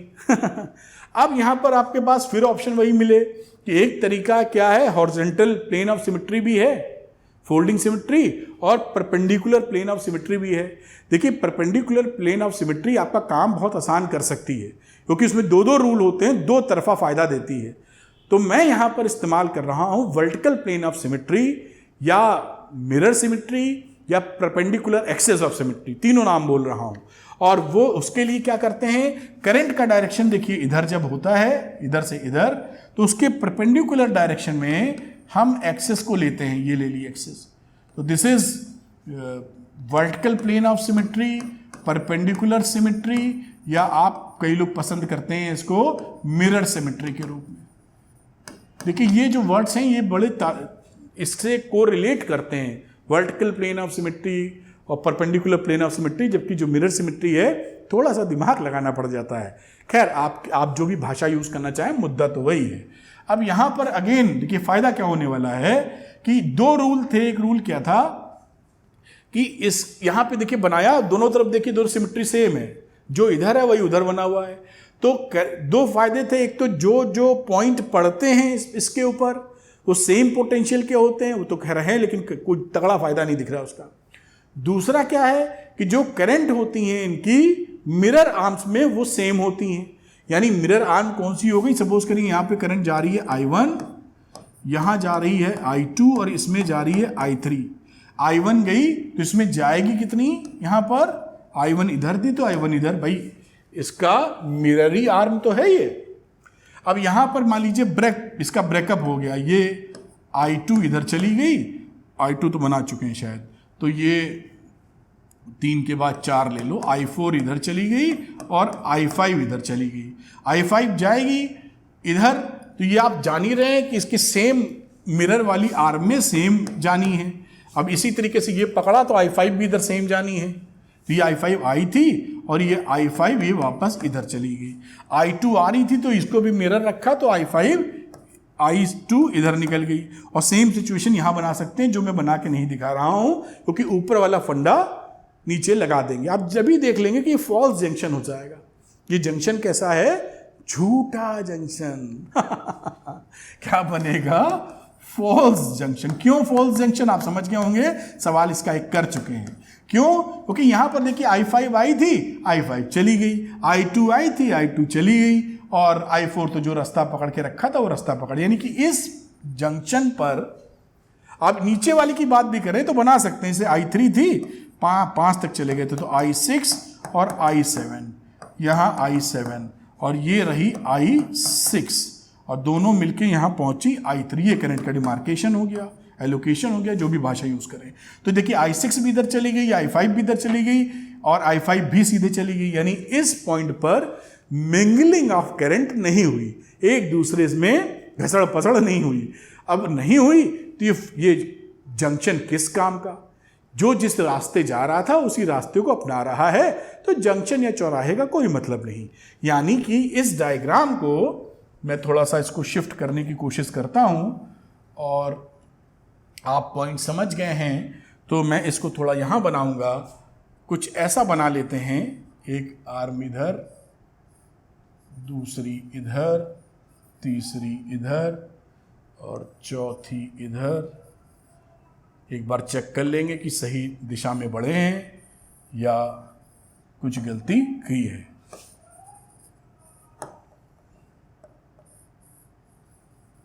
देख लेते हैं बिल्कुल आराम से, कोई भी प्रॉब्लम नहीं है। कुछ ज़्यादा आगे बढ़ गए तो ये देखिए इसके जंक्शन को ब्रेक कर दिया है, कुछ भी स्पेशल नहीं किया। इसको A लिख दो और इस वाले पॉइंट को B लिख दो और जो नाम लिखे होंगे वो भी सारे RR हैं, तो ये आप समझदार हैं कि सारे RR हैं। अब इस जंक्शन को आपने तोड़ दिया, जैसे ही जंक्शन को तोड़ा, ये एकदम सिंपल सर्किट है, सीरीज पैरेलल, पहचान लीजिए। अब यहां पर देखिए ये R, इसी तरह सब R हैं, मतलब मैं लिख नहीं रहा हूं, लिख ही दिया ना बोलते बोलते। अब यहां पर आप ये देखिए 2R, ये भी R लिख दो भाई, काहे को, ये R, तो इन दोनों का पैरेलल निकाल लो। अब मैं ऊपर कर लेता हूं, तो मैं अगर इसको ऊपर ले जाऊं तो ये 2R है, ये R है। तो आप पैरेलल कॉम्बिनेशन के लिए फॉर्मूला आपको याद होगा ना, तो R में R पैरेलल लिख देता हूं ऐसे, R1 R2 यानी R इंटू 2R। भाई ये RR था तो सीरीज में था तो 2R हो गया है, तो R 2R के बीच लगा रहे हो और R प्लस 2R फॉर्मूला लगाया था 10th में, तो ये हो गया 2 और ये हो गया 3, 2/3R। समझ गए होंगे, ये तो पहचानते ही, ये 2/3R हो गया, ये 2/3R हो गया। एक सर्किट और बना लेते हैं ना, आपको एकदम बढ़िया मस्त समझ में आना चाहिए, छोटा करना पड़ेगा इसको। तो ये मैं इसको छोटा करके यहाँ लेके जाता हूँ और एक सर्किट किसी और कलर से ड्रॉ करता हूँ। ये देखिए यहाँ पर आर्म चले, इसका रेजिस्टेंस निकाल लिया था, इसलिए मैं इसको ऐसे ड्रॉ कर रहा हूँ। बहुत ही आसानी से सवाल को लगा सकते हैं। ये R और इसको A कर दीजिए, इसको B कर दीजिए। ये जो रेजिस्टेंस है, ये पूरी कहानी का निचोड़ 2R/3 लिखा है आपने, बाकी R। इसी तरह ये 2R/3, बीच में भी देखिए 2 रेजिस्टेंस लगे हैं, वो अक्सर भूल जा रहे हैं हम लोग। ये R को मिला के 2R लिख देना चाहिए। खैर चलिए, इस तरह से बात कर लेनी चाहिए हमको। ये R और ये R सब लिख दिया। अब इस सर्किट पे देखिए और इसको नीचे लेके चलते हैं यहाँ पर। अब ये देखिए सीरीज में, ये सीरीज में, तो इनको जोड़ेंगे साथ में, तो कैसे करेंगे, R प्लस 2R/3। तो ये हो गया साहब कितना, 2R, 6 2 3 हो गया, 8 10 R आ गया क्या, 6 2 8 8 आया, 8R/3, 2 और 2R जुड़ा 8R। इसी तरह नीचे वाले की कहानी होगी, क्योंकि ये 2R/3 था तो नीचे 8/3R। अब ये सर्किट और सिंपल हो गया है, ऊपर वाला सर्किट, बीच का रेजिस्टेंस और नीचे वाला रेजिस्टेंस, ये केवल इतना बचा। AB लिख दीजिए, ऊपर वाले की वैल्यू 8/3R, नीचे वाले की वैल्यू 8/3R और ये था 2R। तीनों पैरेलल में हैं, इनको ऐड कर देते हैं और उम्मीद है कि आंसर हमारे हाथ में आ जाएगा। 1/R इक्विवेलेंट बात की जाए तो 1/, अगर आप चाहें तो इन दोनों का आधा कर सकते हैं सीधे, क्योंकि पैरेलल लगे हुए ना, 8/3 का 8/6 लिख सकते हैं या 4/3 लिख सकते हैं, लेकिन मैं आपके लिए लिख दे रहा हूँ 8/3, तो 8R और 3 ऊपर चला जाएगा। चलो अभी नीचे लिख दूँ, बच्चे कंफ्यूज नहीं हो, अपनी तरफ से पूरी केयरफुलनेस मुझे रखनी चाहिए। ये वैल्यू रखिए, अब इसको सॉल्व कर लीजिए, थोड़ा सा ऊपर लेके जाते हैं। तो 1/R इक्विवेलेंट ये रहा 3/8R plus 1/2r plus 3/8r, LCM आ गया जहाँ तक 8r, तो ये रहा 3 4 3, तो 4 3 7 3 10, तो 10/8r, 5/4r, r नीचे है, क्यों ऊपर लिख रहा हूँ, तो ये रहा r नीचे, तो r इक्विवेलेंट कितना आया, ये value I 4r/5। This is your answer. तो ये बेटा आपका आ गया 4/4r/5 इज योर आंसर। अब देखिए ये सवाल एट ए ग्लांस आप देखेंगे तो देख के आपको लगेगा कि अरे ये बड़ा भयानक सवाल सा हो गया है, कैसे करें।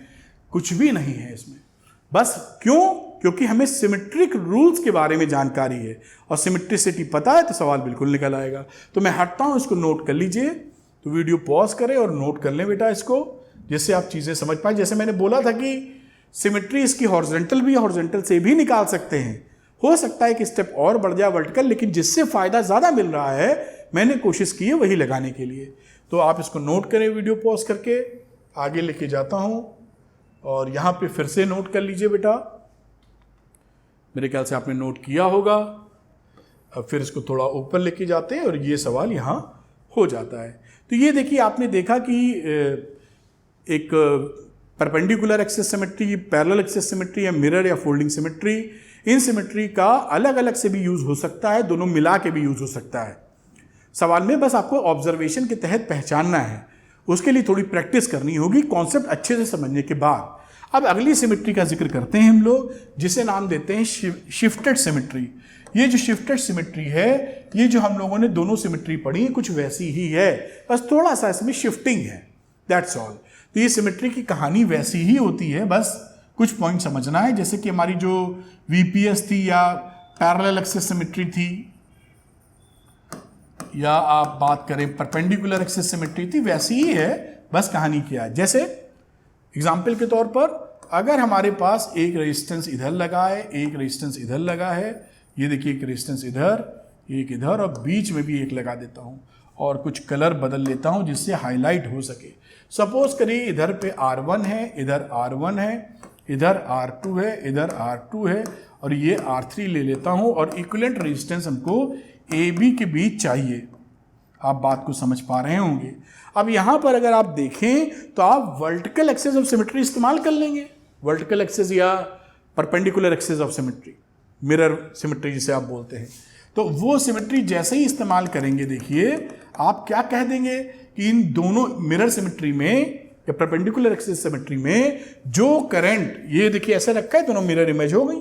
तो अगर इसमें करंट हमारी I1 है तो इस सिमेट्री में इसमें भी करंट कितनी होगी, I1। इसमें हमारी I2 है तो इसमें करंट कितनी होगी, I2। ये हम पहचानते ये पढ़ चुके हैं, क्या लगाया है, वर्टिकल प्लेन ऑफ सिमेट्री या परपेंडिकुलर एक्सिस ऑफ सिमेट्री या मिरर सिमेट्री में, सब ठीक, ये हम पहचानते हैं।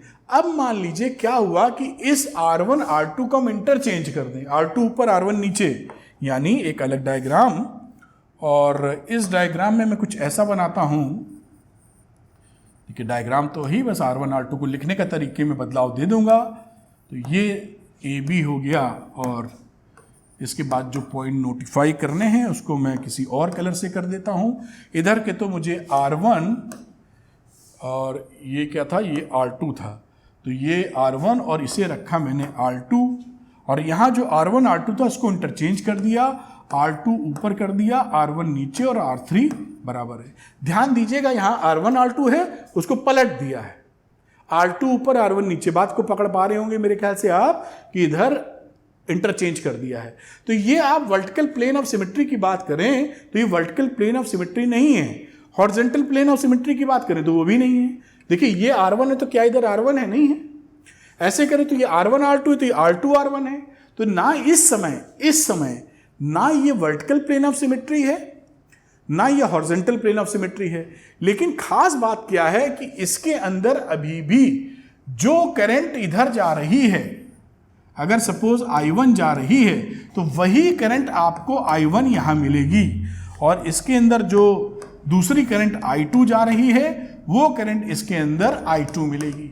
ये इसकी प्रॉपर्टी होती है, इसे बोलते हैं शिफ्टेड सिमेट्री। ये क्या है?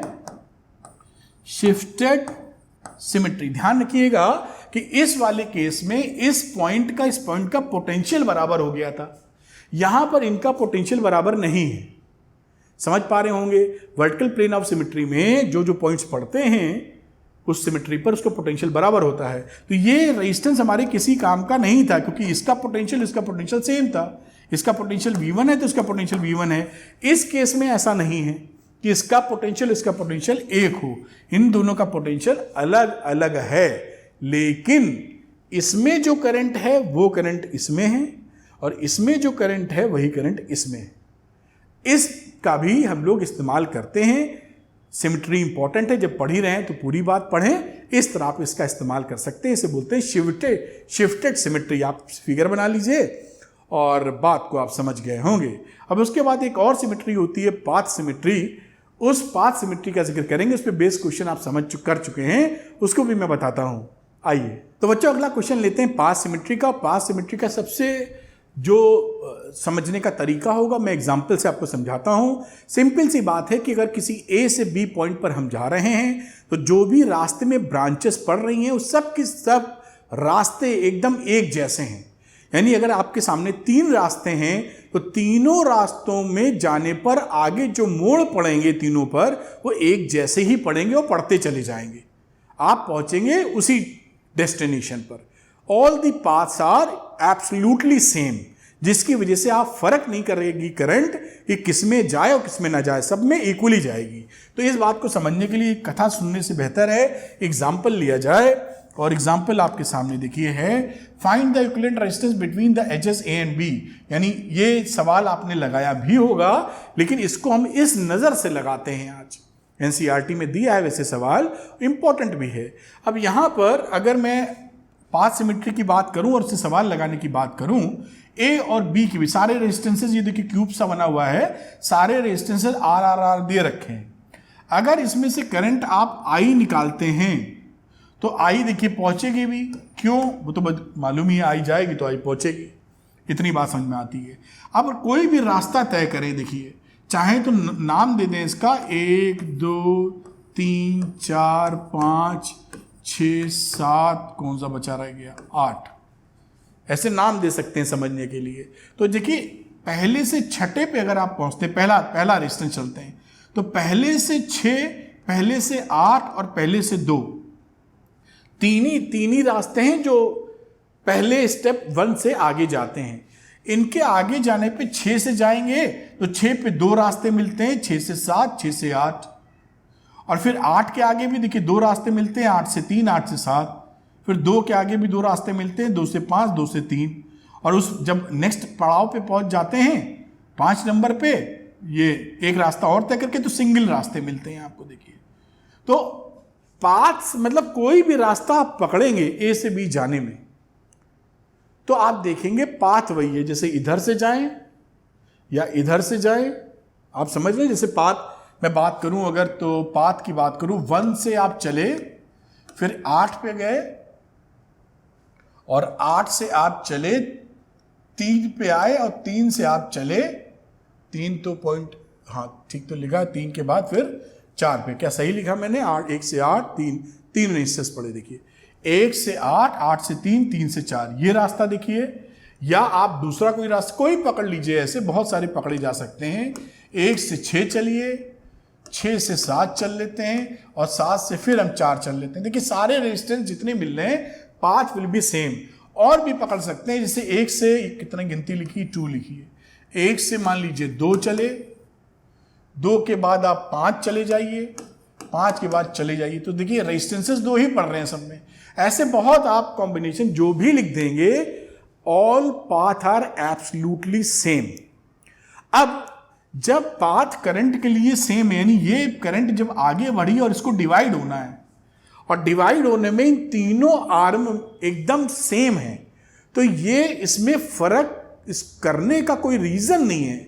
There is no point, there is no way कि ये करंट इन तीनों में फर्क कर पाए, क्योंकि करंट का मेजर फर्क करने का जो हिसाब किताब है वो रेजिस्टेंस पे डिपेंड है। तीनों में रेजिस्टेंस सेम मिल रहा है, तो तीनों पे बराबर करंट आगे बढ़ जाती है। यानी 3 टुकड़े इसके हो जाएंगे I/3, इसमें भी I/3 और इसमें भी I/3। 3 टुकड़े हो गए I/3 I/3 I/3, इसके अंदर बढ़ गई करंट। थोड़ा कलर बदलना चाह रहा हूं। अब जब यहां से लेकर 8 तक I/3 पहुंची करंट, तो इसके बाद इसको रास्ता तय करना है आगे। तो 8 से ये देखिए यहां पर 8 के पास 2 रास्ते हैं जाने के, एक इधर और एक इधर, 2 जगह डिवाइड होने वाली है करंट। इसी तरह यहां पहुंचेगी 6 नंबर पे, तो ये 7 और 5 की तरफ 2 भागों में डिवाइड होगी। इसी तरह यहां 2 नंबर पे जब ये करंट पहुंचेगी I/3 वाली, तो ये 3 और 5 की तरफ बढ़ना चाहेगी। 5 तो आइडेंटिकल है, 2 भागों में डिवाइड होगी। अगर 2 भागों में डिवाइड होगी तो I/3 का आधा, I/3 का आधा यानी I/6 समान टुकड़ों में बढ़ जाएगा। ये देखिए I/6 और I/6, क्योंकि पाथ सेम है, फर्क करना नहीं, उसको फर्क होना ही नहीं। मेरे ख्याल से इसको थोड़ा बड़ा कर दूं, आपको शायद दिख रहा होगा, लेकिन फिर भी मुझे कैमरे में ऐसा लगा कि शायद आपको ज़्यादा बड़ा ना दिख रहा हो, और बड़ा कर लेते। जो फैसिलिटी है तो यूज़ करें, फिर छोटा कर लेंगे। ठीक है साहब, ये पिक्चर अब ज़्यादा मज़ेदार हुई। अब इसके बाद आते हैं, यही कहानी इसके बाद की बात करिए। अगर आप 2 नंबर पे पहुंच चुके हैं तो यहाँ भी जो करंट जाएगी I/6, इस I/3 के 2 टुकड़े और I/6 इसमें चली गई। और I/6 देखिए यहाँ पहुंची, और इसी तरीके से यहाँ पे भी देखिए 2 भाग हो गए इसके I/6, और यहाँ पे भी आ गई आपकी I/6, और I/6 इधर से आ रही है, I/6 इधर है, वापस इनमें चली जाएगी I/3। यहाँ पे I/6 इधर से, I/6 इधर से, तो I/3, और इसी तरीके से यहाँ पर भी I/3, और तीनों I/3 मिलके I बन जाएगी। ये कहानी आपकी बन गई। अब आपको इक्विवेलेंट रेजिस्टेंस निकालना है, तो आप इसके निकालने के 2 तरीके पहला हम लोग कर रहे हैं। सपोज करिए यहां से स्टार्ट करते हैं, इसका पोटेंशियल मान लेते हैं V1 का V1, या A का मान लो VA। तो लिख देता हूं VA, कलर चेंज करना चाहिए। अरे यार, ये तो डायग्राम ही उड़ गया। अब इसको लाएंगे तो वो जाएगा पुराना वाला डायग्राम। ये थोड़ी समस्या है इसके अंदर। खैर, आप बात समझ पाए होंगे, इसी से करते हैं आगे। आप समझ पाए थे इतना कि यहाँ पर जो करंट की वैल्यू थी वो I/3 थी, यहाँ पर I/6 आ गई थी, और यहाँ पे वापस I/3 थी। और यही कार्यक्रम तीनों में था, सब में। मैं फिर से लिखूंगा तो काफ़ी समय लग जाएगा। तो इस सिचुएशन को देखते हुए अगर मैं इसको मैं हटाऊं फिर वही गलती मैंने रिपीट की। ये आएगा तो वो जाएगा, वो आएगा तो ये आएगा। इसको मुझे नहीं लगता कि आगे पीछे करने का कोई समाधान है। तो बच्चों, जैसा आपने देखा था कि यहाँ पर जो करंट की वैल्यू थी वो थी I/3, इसमें थी I/3, इसमें थी I/3, और इसी तरीके से यहाँ बाइफर्केशन हुआ था I/6, इसमें गई थी I/6, फिर आगे बढ़े थे तो इसमें आ गई थी I/3, और वापस यहाँ आ गई थी I। इसी तरह बाकियों का जो मैंने भी दिखाया था आपको, मैं दोबारा नहीं लिख रहा हूँ। अब VA से स्टार्ट करें अगर पोटेंशियल, और मैं रास्ता पकड़ता हूँ यही वाला, इसको मैं 1 2 3 4 कह देता हूँ। पहले वाले का जो था वो मुझे याद नहीं है क्या पॉइंट मैंने मेंशन किया था, तो मैं 1 2 3 4 अगर किसी भी रास्ते को पकड़ सकते हैं आप पोटेंशियल को अपनाने के लिए। Potential will be same. तो VA से स्टार्ट करता हूँ, और इस डायरेक्शन में आएंगे तो पोटेंशियल ड्रॉप क्या होता है, V/IR। तो I/R यानी I3, जिसे मुझे लिखना चाहिए I/3 ये पोटेंशियल ड्रॉप है इसके ऊपर, V/IR। I कितनी, I/3R। तो ये ड्रॉप हो गया पोटेंशियल ड्रॉप, I/3 पकड़ पा रहे होंगे। फिर इसमें आ जाइए तो क्या हो गया, -I/6 फिर आप आगे बढ़े, रेजिस्टेंस की करंट फ्लो हो रही तो पोटेंशियल ड्रॉप होगा I/3 और अंत में जहां पहुंचे वो क्या था, VB। ये कहानी में पहुंच गए। अब इस VB को इधर ले लो तो ये हो गया VA - VB, और ये देखिए I/3 जुड़ जाएगा, उधर जाके प्लस भी रहेगा तो ये हो जाएगा 2i/3 प्लस i/6 और आर वार तो कॉमन था ही, तो चलो आर बाहर लिख लेते हैं, कोई इसकी समस्या नहीं है। अब देखिए VA माइनस VB और इन दोनों को सॉल्व कर लिए, 6 LCM हो गया, तो ये कितना बचा 4i plus i into are, और इसी को आप लिख सकते हैं VA minus VB 5i into R. ये देखिए 5/6 और इस i को नीचे ले लीजिए, मैं थोड़ा सा शिफ्ट करना होगा, तो यहाँ पर मैं लिख दूंगा VA minus VB upon i is equal to 5/6 r। अब आप जानते हैं कि V is equal to IR होता था और V अपॉन I क्या होता है, अपोजिशन टू द करंट या रेजिस्टेंस। तो ये जो रेजिस्टेंस है यही तो इक्विवेलेंट रेजिस्टेंस है, यही आपका आंसर हो गया, क्योंकि ये क्या है delta V upon I total circuit के लिए। तो 5R/6 इज योर आंसर, और ये आंसर आ गया आपका। बस एक तरीका तो देखिए ये है जो बड़ी आसानी से कर सकते हैं, दूसरा तरीका भी बताता हूँ पोटेंशियल वाला, वो भी और आसानी से वो भी हो जाता है, उसको भी कर लेंगे जब पढ़ ही रहे। तो यहाँ पर आप ये समझ, इसको मैं आप नोट कर लें पहले तो ये थोड़ा सा पहले वाला तो वीडियो निकली गया जो नोट करना था, और इसको कैसे किया आप नोट पॉज करके कर सकते हैं। आगे समझते हैं बात को। देखिए यहाँ पर मैं थोड़ा साइड में ले लेता हूँ, क्योंकि यहाँ पर सिमेट्री ऑफ पाथ था, पाथ सिमेट्री थी, इस वजह से हमारा जो पोटेंशियल होगा इस पॉइंट का, ये जो पहला स्टेप पार करके पहुंचे नंबर 1 2 3 4 5 6 7 8, ठीक है, तो नंबर 6 का, नंबर 2 का और नंबर 8 का पोटेंशियल सेम होगा। भाई ये एक यहां से 3 रास्ते हैं, तो क्योंकि सिमेट्री है आगे पाथ की, तो जो पोटेंशियल ड्रॉप यहां होगा वही potential V equal to IR लगी रहा है, सेम पोटेंशियल ड्रॉप इधर, सेम पोटेंशियल ड्रॉप, यानी 6 नंबर पॉइंट, 8 नंबर पॉइंट और 2 नंबर का पॉइंट सेम पोटेंशियल पे है। ठीक, आगे भी समझाता हूं, फिर हम डायग्राम बनाने की तरफ चलेंगे। 8 के बाद देखिए, ये जो 8 के बाद 3 नंबर आया है और इसके बाद 6 के बाद जो 5 नंबर आया है, यानी कि मुझे हाईलाइट करना चाहिए किसी दूसरे कलर से, तो ये देखिए 8 के बाद 3 जो पॉइंट आया है, या जो 5 आया है, या 6 के बाद जो 7 आया है, और 8 के बाद एक 7 हो ही गया था, 8 3 हो ही गया था, 2 के बाद 3, 2 के बाद 5। ये जो पॉइंट्स हैं बेटा और भी निकलने चाहिए थे, तो 2 के बाद 5 बना दिया है। तो यहां पर 5 3 और 7 नंबर के पॉइंट्स ये भी इक्विपोटेंशियल हैं, यानी मुझे लिखना चाहिए 3 5 7, ये भी अपने सेम पोटेंशियल पे होंगे। ये मत समझ लेना कि इन दोनों का पोटेंशियल सेम होगा, इसका V1 पोटेंशियल है तो इसका V2 है, लेकिन इन तीनों का V2 है, ये कहने का मतलब, और इन तीनों का V1 है, ये कहने का मतलब है। नहीं, कुछ अलग अंडरस्टैंडिंग ले लो आप। अब इसको और फिर 4 नंबर पे, उसके बाद आप 3 से 4 या 7 से 8 पहुंच जाते हैं, या 5 से 4 पहुंच जाते हैं। अब इसी की प्लॉटिंग करो अगर आप यहां पर, तो देखिए मैं बना देता हूं A पॉइंट, जिसे हम 1 कह रहे हैं, 1 कह दो, इसी A1 में कनेक्टिंग वायर है, कोई फर्क नहीं पड़ता, तो यहां पर A कह दो, या मैं 1 लिख देता हूं, 1 बना दिया, जिसे आप A भी कह रहे हो।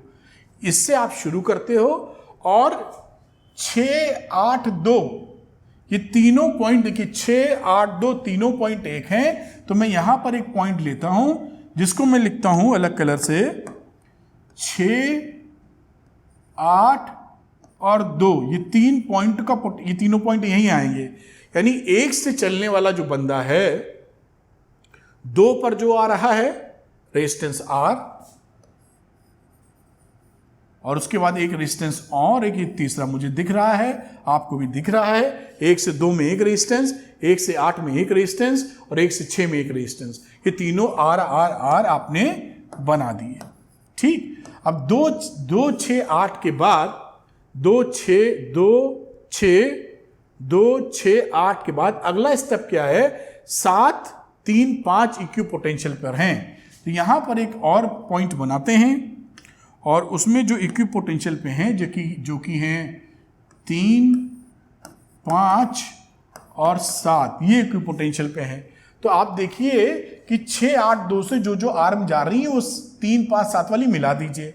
तो यहाँ पर बड़े आराम से मिलाया जाए, सीखना ज़रूरी है जिससे आप किसी भी तोड़ मरोड़ से सवालों को कर पाएँ। तो 8 से पहुँचे तो 8 के बाद 7 में एक रेजिस्टेंस जा रहा है, 3 में एक जा रहा है, 3 और 7 एक ही पॉइंट है, तो 2 रेजिस्टेंस 8 से जा रहे हैं। तो ये बने साहब 2 रेजिस्टेंस इसके, ये देखिए। इसी तरीके से 8 के बाद 6 पे आ जाइए तो 6 से 7 और 6 से 5 पे जो जा रहे हैं, 5 और 7 एक ही पॉइंट है, इसलिए 6 से जाने वाले 2 रेजिस्टेंस, टोटल इसमें 6 बनेंगे। और उसके बाद बने ये 2 नंबर वाला, तो 2 से 3 और 2 से 5 जाने वाला 2 रेजिस्टेंस, तो 2 से ये बना आपका 2 रेजिस्टेंस, 3, 5, 7 कवर कर लिया। उसके बाद 3 से 5 से और 7 से 4 पे जाने के लिए 3 रेजिस्टेंस हैं। तो यहां पर एक पॉइंट बनाया हमने जो पॉइंट नंबर 4 है अकॉर्डिंग टू डायग्राम, या जिसे हम बी कह रहे हैं, और यहां से 3 रेजिस्टेंस आर के इस तरह बने। देखिए सब आर है, आप जान ही रहे हैं। ये इस तरह से आप ब्रेक कर सकते हैं। अब जहां आपने ब्रेकिंग की देखिए बहुत आसान, 3 आर हैं पैरेलल में, तो ये आ जाएगा R/3 इसका रेजिस्टेंस। ये तीनों 6 हैं, 1, 2, 3, 4, 5, 6, तो इसका आ जाएगा R/6 रेजिस्टेंस पैरेलल में है, इसका आ जाएगा R/3 रेजिस्टेंस। हो गया।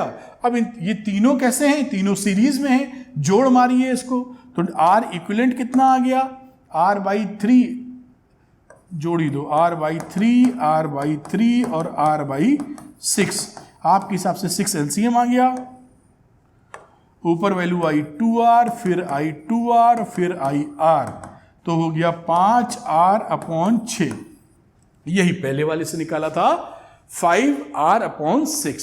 तो ये भी मेथड देखिए, ये क्या है? इक्विपोटेंशियल पॉइंट्स ढूंढने का। क्योंकि पूरी कहानी में जब हम तोड़ते फोड़ते हैं रेजिस्टेंसेस को, तो हमारा एम यही रहता है कि जो इक्विपोटेंशियल पॉइंट्स हैं उनको ट्रेस आउट कर लें, और उन 4 जो बिखरे पॉइंट्स हैं इक्विपोटेंशियल, उनको एक साथ जोड़ लें हम लोग।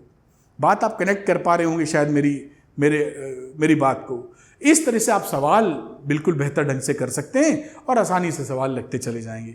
उम्मीद है ये वीडियो आपके लिए बहुत ही फ्रूटफुल रहा होगा और लर्निंग से भरा रहा होगा। आप इसका इस्तेमाल कीजिए, सवालों को लगाते जाइए। Thank you very much, wish you all the best.